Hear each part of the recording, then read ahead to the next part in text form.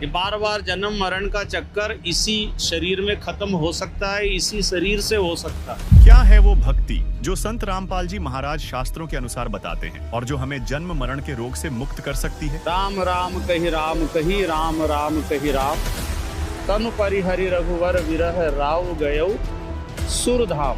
मूर्ख लोग अमृत को बदलकर विष ले लेते हैं। अमृत मतलब कभी न मरने वाला जो हमको अवसर मिला था वो चूक गए और विष ले लिया। वो बार बार मरना, पुनरपि जन्मम पुनरपि मरणम पुनरपि जननी जठरे शयनम, ई संसारे खलु दुस्तारे कृपया तारे पाई मुराद। भाई ये तो हम बोलते हैं सबका मालिक है, पर है कौन? वो मानव मात्र के जीवन का जो उद्देश्य है, चाहे नरेंद्र मोदी जी हो या एक मजदूर हो,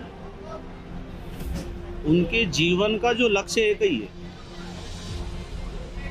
सदा के लिए सुखी होना, जन्म मरण से मुक्त होना, मोक्ष पद प्राप्त करना। ये मानव मात्र का, मुसलमान हो, सिख हो, आतंकवादी हो, पापी हो, अन्यायी हो, साधु हो, पढ़ा लिखा हो, अनपढ़ हो, मोक्ष। भाई रामायण में पढ़ा होगा आपने, भाई साधन धाम मोक्ष करी द्वारा। ये वो दरवाजा है जिससे आप मोक्ष प्राप्त कर सकते हो, और ये चूक गए तो 84।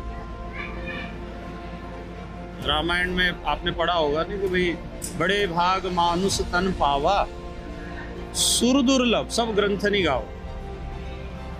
मैं कथाओं में बहुत बोलता था, ये चौपाई मेरे को प्रीत है, पर समझ में अब आया।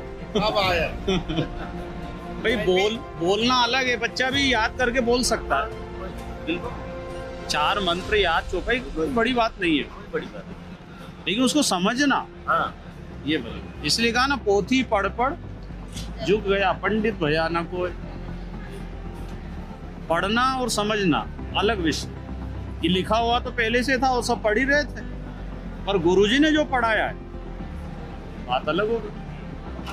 कबीर साहब जी का ये ज्ञान है। हमारे गुरुजी जो ज्ञान फैला रहे हैं वो उनका निजी नहीं है। वो कबीर सागर में कबीर वाणी, कबीर बीजक, और हमने स्कूलों में भी वो दोहे पढ़े हैं, नीति के दोहे, सुभाषितानी दोहे। उस समय भी पढ़ा था हमने कि पाहन पूजे हरि मिले, मैं पूजो पहाड़, या से चाकी भली पीस खाए संसार। उसी बात को अब गुरु जी ने ओपन शास्त्र के अनुसार करा। सबसे बड़ी विशेषता